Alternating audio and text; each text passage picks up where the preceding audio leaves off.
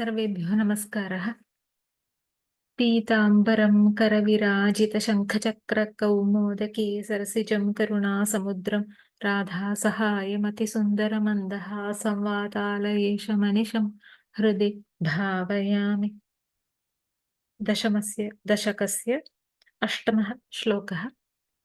धर्मादिकानभिसृजन्नथ कर्दमञ्च वाणीं विधाय विधिरङ्गजसङ्कुलोऽभूत् त्वद्बोधितैः सनकदक्षमुखैस्तनूजैरुद्बोधितश्च विरराम तमो विमुञ्चन्। पदच्छेदः। धर्मादिकान् अभिसृजन् अथ कर्दमं च वाणीं विधाय विधिः अङ्गजसङ्कुलः अभूत् त्वद्बोधितैः सनकदक्षमुखैः तनूजैः उद्बोधितः च विरराम तमः विमुञ्चन्। अन्वयः। अथ धर्मादिकान् कर्दमं च अभिसृजन् विधिः वाणीं विधाय अङ्गजसङ्कुलः अभूत् त्वद्बोधितैः सनकदक्षमुखैः तनूजैः उद्बोधितः तमः विमुञ्चन् विरराम च। अथ देव्याः सरस्वत्याः जनिम् आह। अथ मरीच्यादेः सृष्ट्यनन्तरं विधिः कमलभूः धर्मादिकान् कर्दमं च अभिसृजन्। धर्मदेवः आदिः येषां तान् धर्मादिकान् आदिपदेन नारायण अधर्म मृत्यु कामक्रोधलोभानां ग्रहणम्। भागवते तृतीये स्कन्धे 12 अध्याये श्लोकः। धर्मः स्तनात् दक्षिणतो यत्र नारायणः स्वयम् अधर्मः पृष्ठतो यस्माल् मृत्युर्लोकभयङ्करः। दक्षिणतः स्तनात् धर्मः, यत्र नारायणः स्वयं, पृष्ठतः अधर्मः, यस्मात् लोकभयङ्करः मृत्युः जज्ञे। हृदि कामो भ्रुवः क्रोधो लोभश्च अधरदच्छदात् आस्याद्वाक् सिन्धवो मेढ्रात् निर्वृतिः पायोरघाश्रयः। हृदि हृदयात् कामः, भ्रुवोः क्रोधः, अधरदच्छदात् लोभः, आस्यात् वाक् सरस्वती, मेढ्रात् सिन्धवः समुद्राः, पायोः अघाश्रयः निर्वृतिः।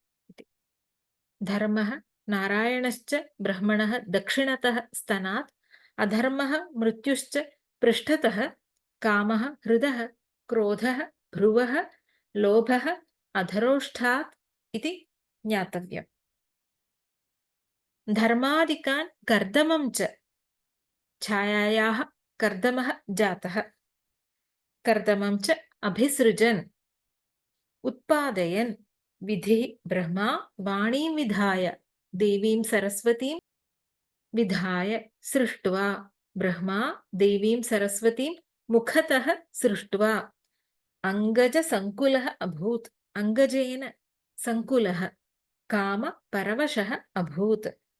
त्वद्बोधितैः सनकदक्षमुखैः तनूजैः उद्बोधितः। त्वद्बोधितैः, त्वया बोधितैः, सर्वजनबुद्धिसाक्षिणा त्वया भगवता विष्णुना प्रेरितैः सनकदक्षमुखैः, सनकदक्षो मुखम् आदिः येषां तैः सनकदक्षप्रधानैः तनूजैः पुत्रैः उद्बोधितः विधिः प्रतिबोधितः सः। पुत्रीगमनं न कर्तव्यम् इति तैः बोधितः सन् तमः विमुञ्चन् अज्ञानं परित्यजन् विरराम निवृत्तो बभूव। विपूर्वात् रमतेः लिट्लकारे परस्मैपदे प्रथमपुरुष एकवचनम्। अकृत्यतः विरराम, पुत्राणाम् उद्बोधनेन विधिः वाण्याम् अनुरागं दूरीकृत्य स्वस्थचित्तः अभूत् इत्यर्थः। वाचं दुहितरं तन्वीं स्वयंभूर्हरतीं मनः अकामां चकमे क्षत्तः सकाम इति नः श्रुतम्। इति भागवते। सकामः स्वयंभूः ब्रह्मदेवः मनः हरतीम् अकामां तन्वीं दुहितरं वाचं चकमे। तदधर्मे कृतमतिं विलोक्य पितरं सुताः मरीचिमुख्या मुनयो विश्रम्भात् प्रत्यबोधयन्।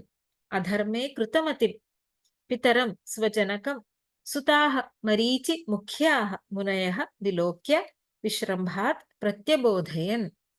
किम् न एतत् पूर्वैः कृतं तु अद्येन करिष्यन्ति चापरे यत् त्वं दुहितरं गच्छेर् अनिगृह्य अङ्गजं प्रभुः त्वम् अङ्गजं मन्मथविकारम् अनिगृह्य दुहितरं पुत्रीं गच्छेः।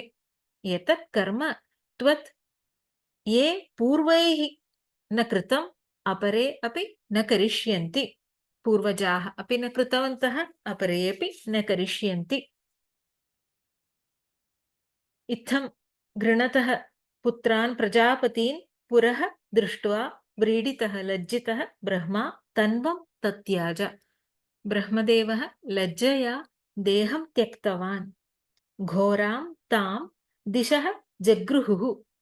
तस्य शरीरं दिशः जगृहुः यत् तमः नीहारं विदुः। अन्धकारमयं शिशिरम् अभवत्। महतामपि कदाचित् तमोबाधा भवेत्। उचितः उपदेशः बालादपि स्वीकरणीयः इति अनेन सूच्यते। मरीच्यादेः सृष्टेः अनन्तरं ब्रह्मा धर्मं नारायणं च दक्षिणतः स्तनात्, पृष्ठतः अधर्मं मृत्युं च हृदयात् कामं, भ्रुवः क्रोधम्, अधरोष्ठात् लोभं च सृष्टवान्। कर्दमः ब्रह्मणः छायाया जज्ञे। अथ देवीं सरस्वतीं मुखतः सृष्ट्वा तस्याः सौन्दर्ये आमग्नो विधिः स्वपुत्रीं तां चकमे। भगवता विष्णुना प्रेरितैः सनकादिभिः पुत्रीगमनं न कार्यम् इत्येवम् उद्बोधितः सन् अज्ञानं परित्यज्य तस्मात् नीचकर्मणः विरराम इति सारः। धर्मादिकान् अभिसृजन्नथ कर्दमं च वाणीं विधाय विधिरङ्गजसङ्कुलोऽभूत्। त्वद्बोधितैः सनकदक्षमुखैस्तनूजैरुद्बोधितश्च विरराम तमो विमुञ्चन्। ॐ सर्वे भवन्तु सुखिनः, सर्वे सन्तु निरामयाः, सर्वे भद्राणि पश्यन्तु, मा कश्चित् दुःखभाग् भवेत्। ॐ शान्ति शान्ति शान्ति। हरिः ॐ श्रीगुरुभ्यो नमः। हरिः ॐ। धन्यवादः।